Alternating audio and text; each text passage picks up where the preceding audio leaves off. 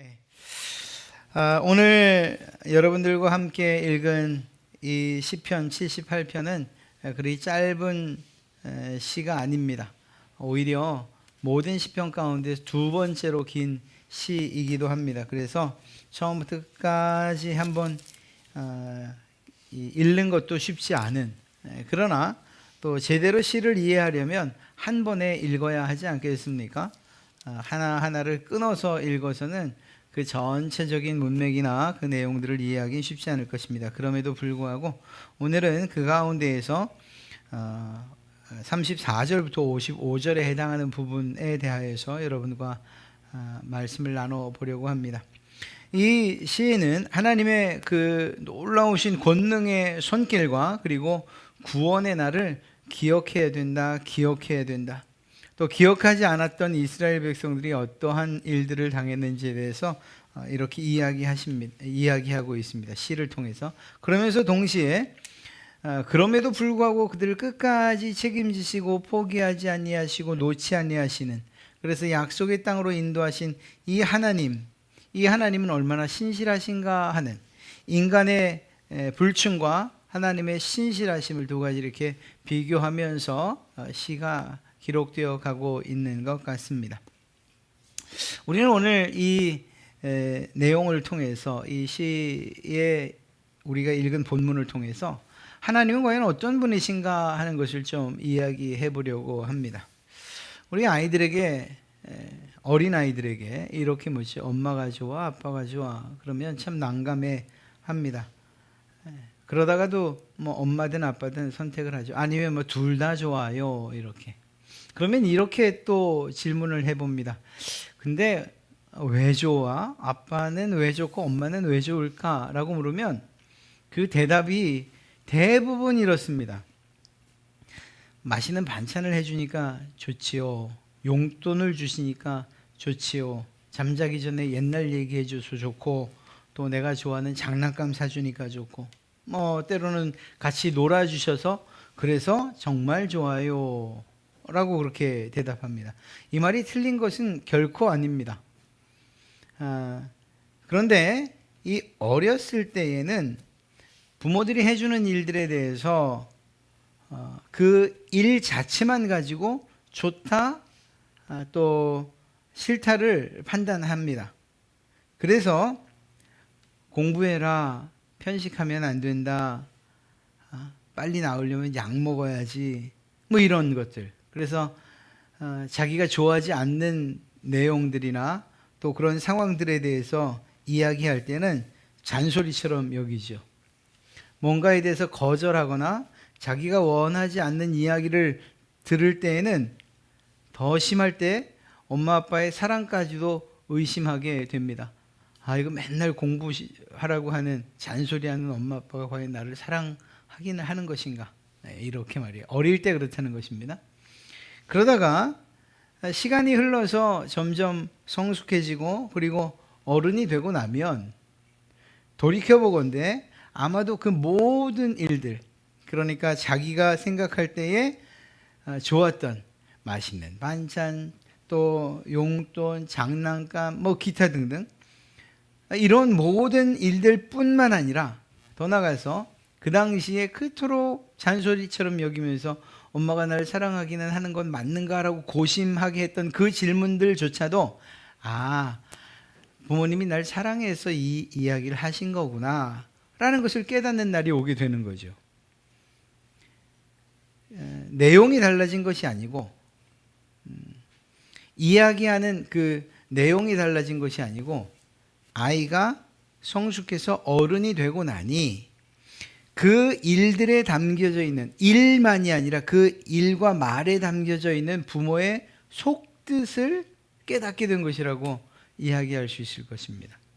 그것을 우리는 어른이 된다, 이렇게 이야기하기도 합니다. 하나님을 이해하는 방식도 사실은 이와 같은 방식으로 이루어져야 돼요.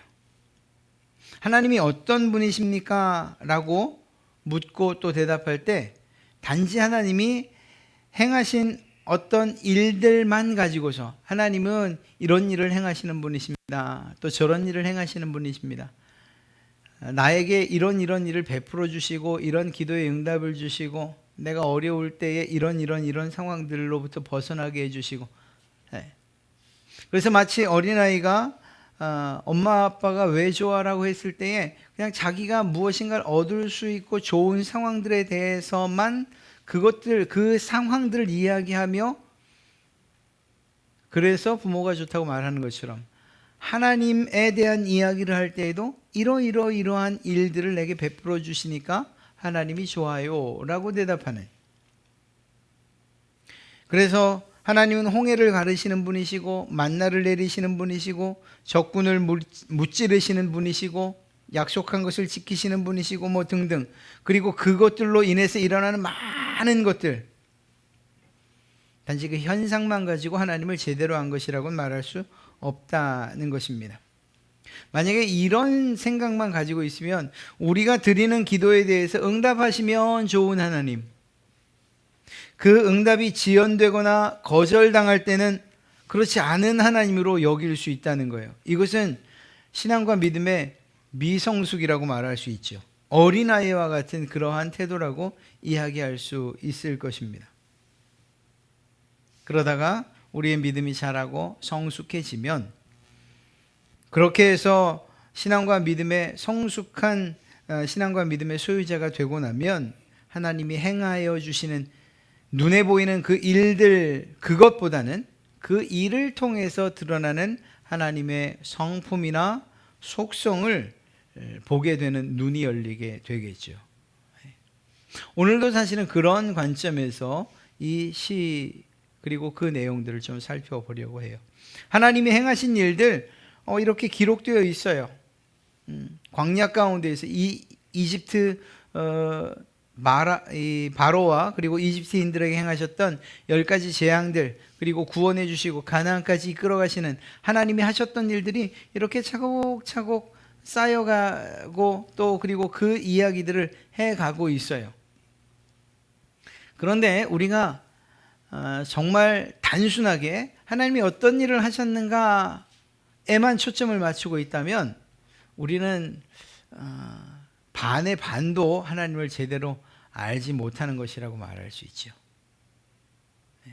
우리가 좀 더 성숙한 신앙인으로서 그리고 믿음을 소유한 자로서 하나님에 대해서 알고 싶다면 하나님이 행하신 일들 그 건너편에 있는, 그 내면에 있는 하나님의 성품 그리고 그분의 마음을 더 이해하는 것이 필요하지 않겠는가 생각을 해봅니다. 그런 관점에서 오늘 이 말씀을 살펴보려고 하는 것이에요. 38절과 39절의 말씀을 보면 하나님은 어떤 분이신가 하는 것을 잘 알 수 있습니다. 39절에서는 인간의 연약함과 그리고 그 육체의 연약함을 이야기하고 있어요. 그래서 참 시적인 표현이 참 멋지지요. 그들은 육체이며 가고 다시 돌아오지 못하는 바람이다. 우리는 바람과 같은 존재라는 거예요. 연약하고 부족하고 한없이 모자르고 능력에 있어서나 힘에 있어서나 지식이나 지혜에 있어서 너무나도 부족한 것, 그것이 우리라는 거죠. 그런데 그럼에도 불구하고 그 사실을 기억하셔서 하나님께서 우리에 대한 진노를 돌이키신다는 거예요. 참아내시고 용서하신다는 거죠. 38절의 말씀을 보면 오직 하나님은 긍휼하심으로 죄악을 덮어주시어 멸망시키지 아니하시고 그의 진노를 여러 번 돌이키시며 그의 모든 분을 다 쏟아내지 아니하셨다. 하나님께서 참고 길이 참으시는, 인내하시는 하나님이시라는 것을 이야기하고 있는 것입니다. 이러한 내용들은 40절, 41, 42절에도 계속해서 기록되고 있어요. 이스라엘 백성들이 하나님에 대해서 어떻게 대하였는지, 그럼에도 불구하고 하나님이 길이 참으시고 끝끝내 용서하시는 그러한 하나님이심을 이야기하고 있습니다. 40절을 보십시오. 그들이 광야에서 하나님에게 반항하며 사막에서 하나님을 슬프시게 함이 몇 번인가. 정말 출애굽기 또 민수기, 신명기 읽다 보면 야, 이 사람들이 왜 이렇게 하나님에 대해서 반항을 할까? 또 원망을 할까? 아니, 원망하고 결국 그렇게 두들겨 얻어맞고도 또다시 원망을 하고, 그러니까 결국은 1세대는 가나안 땅으로 들어가지 못하지 않습니까? 왜 이렇게 하나님께 반항하고 그 하나님을 슬프시게 하는가? 41절, 그들이 돌이켜 하나님을 거듭거듭 시험하며 이스라엘의 거룩하신 일을 노엽게 하는 일, 역시 광야길 가운데에서 얼마나 많습니까? 사실 광야길에서 끝난 게 아니에요. 시인이 그렇게 한정적으로 말하지만 가나안에 들어가서 사사시대를 살고 왕정시대를 살아가면서도, 그리고 심지어 포로기 가운데에서도 포로되어 살고 포로에서 돌아온 이후에도 여전히 하나님을 시험하고 그 하나님을 노엽게 하는 일들이 계속 반복적으로 일어나요. 선지서에 보면 하나님께서 길이 참으시고 그러다가 그들에게 진노하시고 또 그들을 징계하시고 그리고 또다시 회복시키시고, 이것이 계속 반복되어 기록되고 있는 것을 알 수가 있어요. 하나님께서 그들을 용서하지 않으시고 또 그들을 긍휼히 여기지 않으신다면 그냥 모든 것을 그냥 끝내시고 마실 것인데, 하나님은 그렇게 하지 않으십니다. 하나님은 인내하시고 징계하시지만 다시 용서하시고 그들을 회복시키시고 하는 이러한 일들을 하나님은 멈추지 않으신다는 것이죠. 42절, 그들이 그의 하나님의 권능의 손을 기억하지 아니하며 대적에게서 그들을 구원하신 날도 기억하지 아니하였도다. 하나님은 그 하나님의 눈앞에 이스라엘 백성들을 두고 살고 싶어 하시는데, 그리고 그렇게 이스라엘을 대우하시는데 이스라엘은 계속해서 잊어버리는 거예요. 하나님이 하신 일들도 잊어버려요. 하나님의 권능의 손길도 잊어버려요. 구원하신 그 날과 그 행사들도, 그 기적들도 다 잊어버리고 살아요. 그럼에도 불구하고 하나님의 인내하심, 길이 참으심, 오래 참으심이 있어서 그들은 결국 하나님의 용서를 경험하게 되는 거죠. 여러분, 우리가 완벽합니까? 그렇지 않지요. 우리 역시 바람과 같은 그러한 존재예요. 연약하기 그지없고요.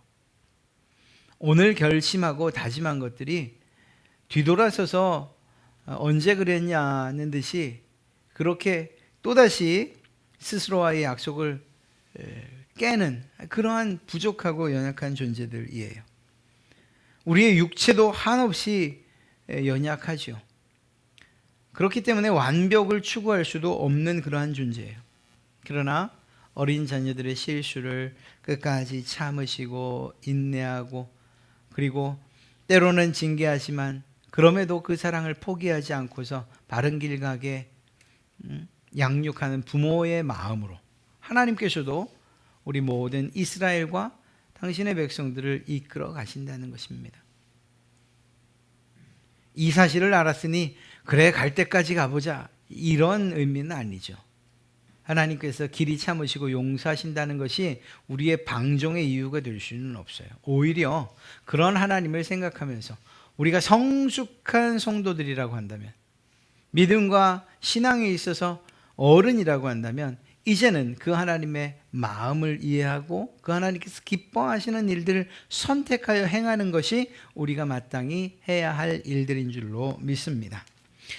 43절부터 51절에는 굉장히 많은 이야기들이 기록되어 있는데, 그 이야기의 중심에는 공의로우신 하나님, 정의로우신 하나님을 이야기하고 있습니다. 그 전체적인 내용은 하나님께서 강력한 힘과 능력으로 이스라엘을 압제하던 그 애굽을 심판하시는 내용, 10가지 재앙에 대한 내용들을 잘 담고 있어요. 아주 준엄한 심판이었죠. 하나님 그분의 심판 앞에서 애굽은 좀처럼 힘을 쓸 수 없었어요. 속수무책이었어요.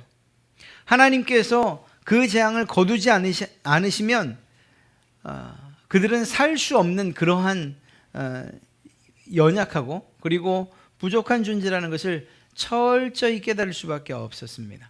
그래서 이제는 하나님의 뜻에 복종하겠다라는 다짐과 함께 재앙이 거두어지지만 또다시 바로의 마음은 강팍해지고 완악해져서 또 다른 재앙을 불러오고 또 다른 재앙을 불러오고, 그래서 10가지 재앙에 이르기까지 된 것입니다.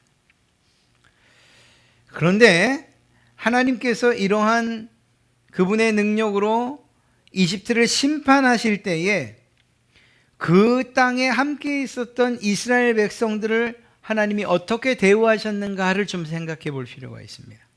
여러분, 이건 매우 역설적인데요, 하나님께서 하나님의 대적을 심판하실 때에 그 이야기는, 그 심판의 이야기는 하나님의 백성들에게는 구원의 이야기가 된다는 사실이에요.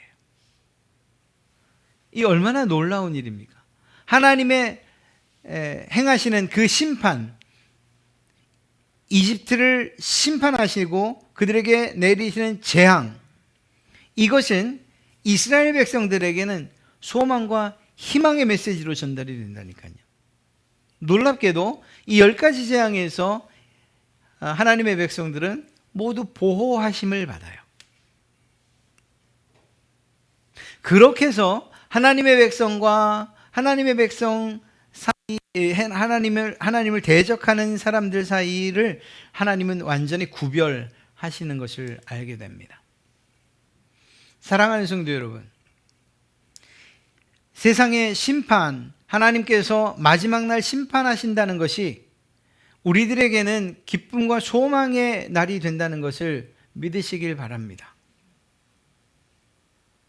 우리는 사실은 그날을 궁극적으로 바라보면서 살아가는 사람들이지요. 하나님을 대적하던 세상은, 사탄은, 세상 권세자들은 그날이 마지막 날이고 심판받는 날이지만, 그러나 믿는 자들은, 하나님의 편에 섰던 자들은 그날이야말로 제대로 된 보상의 날이요 보응의 날이 될 것이기 때문입니다. 심판 그리고 구원의 양면성이라고 이야기할 수 있어요. 그러니까 하나님께서 세상을 심판하실 때에, 이집트를 심판하실 때에 당신의 백성들을 구원하셨다는 이 사실을 우리가 알고 또 마음에 새긴다면, 이 세상에서 살아가면서 경험하는 여러 가지 어려운 일들 때문에 하나님을 포기하는 일들은 결코 없을 것이라는 거예요. 믿음을 포기하거나 신앙을 포기하는 일은 더더욱이 없을 것이라는 것입니다. 왜? 이 세상이 마지막이 아니요, 하나님의 심판대 앞에서는 그날이 영광의 시작이라는 사실을 알고 있다면 당연히 그리하지 않겠냐는 것입니다. 대적에 대한 하나님의 심판은 이스라엘에겐 구원이었고, 또 그 사실은 실제적으로 이스라엘 백성들에게 나타났습니다. 그런데 그렇다고 해서 자기의 백성이기 때문에 무조건 구원하시는 분은 아니세요. 만약 그렇다면 그것은 공의의 하나님, 정의의 하나님은 아니에요. 당신의 백성들이라 할지라도 하나님께서 명령하신 바에 순종해야 합니다. 마지막 재앙을 한번 생각해 보십시오. 구원을 위한 하나님의 명령이 있었습니다.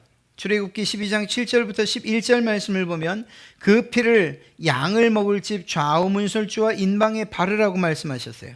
그리고 그 밤에 고기를 불에 구워 무교범과 쓴나물과 먹으라고 말하셨고, 또 이 모든 것들을 다 먹지 못하면 결국 그것을 불사르라고 말하셨어요. 먹을 때에 옷차림새도 말해 주셨어요.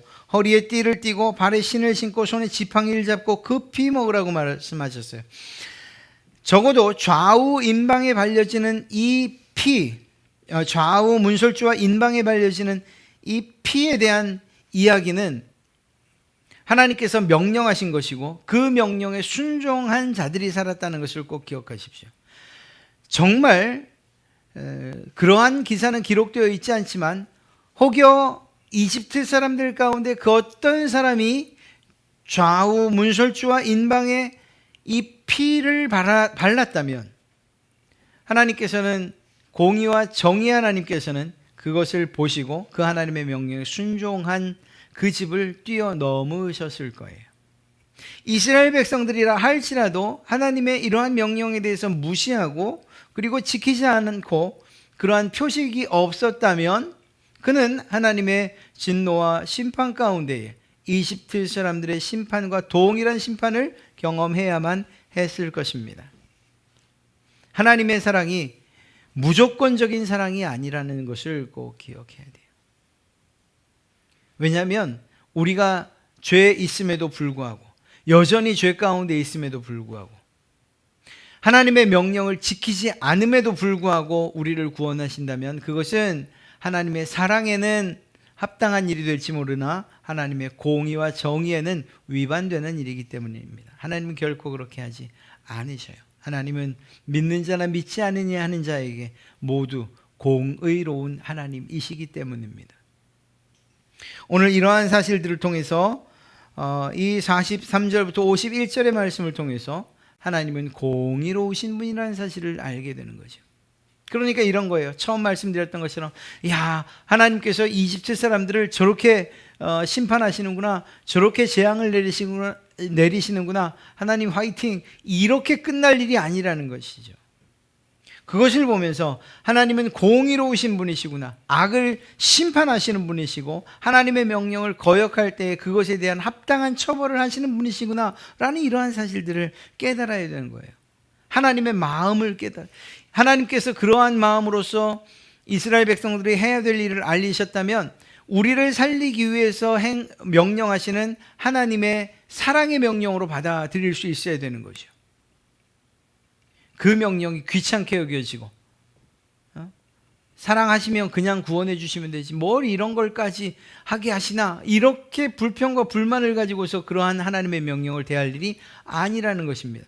그런 일들 가운데 숨겨져 있는 하나님의 성품과 속성을 보는 그러한 영안이 여러분들에게 열려지기를, 또 그것이 여러분의 일평생 하나님을 올바로 바라보는 그러한 이 귀하고 복된 그러한 영안이 되기를 주님의 이름으로 축복합니다. 52절부터 53절을 보면 하나님의 인도하심과 보호하심이 기록되어 있는 것을 보게 됩니다. 애굽 군사를 따라오는 애굽 군사를 홍해에 수장시키시고 그렇게 보호하셨죠. 또 그들이 광야에서 헤매지 않도록 불기둥과 구름기둥으로 인도하셨어요. 애굽에서 구해내신 그 이스라엘을 광야에서 40년 동안 인도해 가셨고, 그리고 마침내 가나안 땅에 들어가게 하셨고 그 땅을 차지하게 하셨습니다.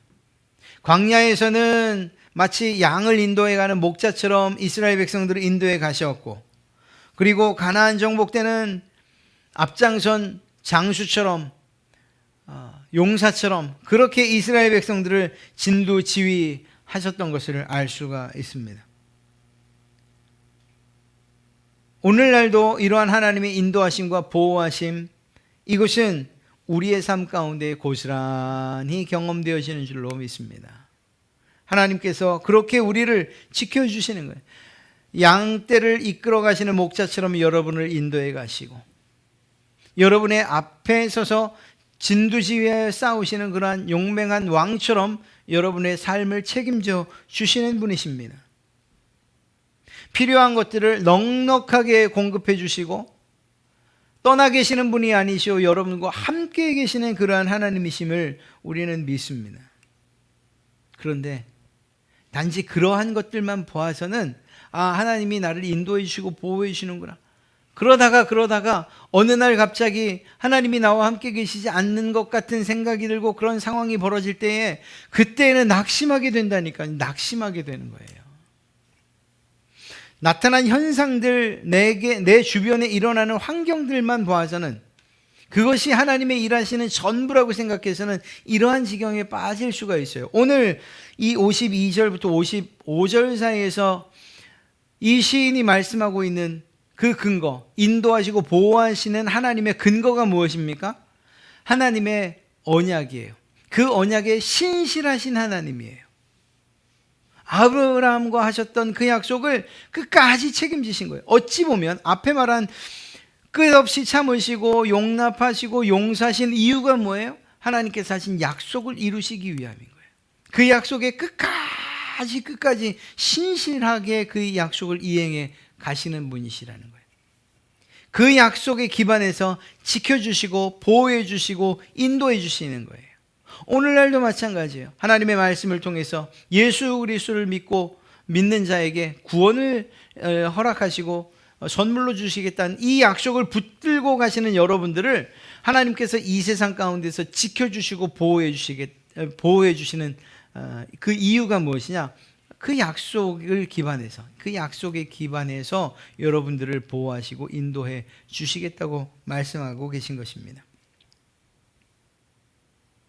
하나님의 언약, 이스라엘의 주상 아브라함과 하신 이 약속을 신실하게 이행하여 이스라엘 백성들을 그렇게 인도 보호하셨던 것처럼 오늘날도 예수 그리스도 그 복음의 약속을 믿고 받아들이고 그 복음대로 따라 살겠다고 다짐하는 여러분들을 하나님이 책임져 주시는 것이라는 것입니다. 그렇게 본다면 그 약속에 신실하신 하나님을 믿는다면 혹여 오늘 주님이 내 앞에 보이지 않는 것 같고 마치 동방 박사들을 인도하던 그 별이 사라진 것 같은 그런 상황이 벌어진다 하더라도 그럼에도 불구하고 우리는 실망하거나 낙심하지 않겠죠. 왜? 하나님의 신실하신 약속이 사라진 것이 아니기 때문이죠. 나타나는 현상이나 눈에 보이는 것들에만 집중하지 마십시오.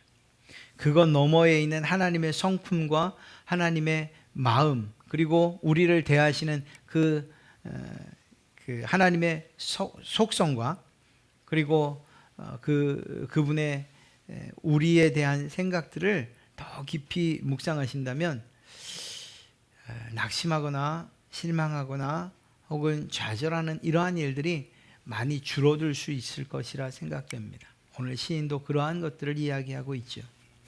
사랑하는 성도 여러분, 용서하시고 또 공의로우시고 언약에 신실하신 그 하나님께서 오늘을 살아가는 여러분들의 모든 삶에도 역시 동행하여 주시고 인도하여 주시고 보호해 주시고 더 나아가 복 주시기를 주님의 이름으로 축복합니다.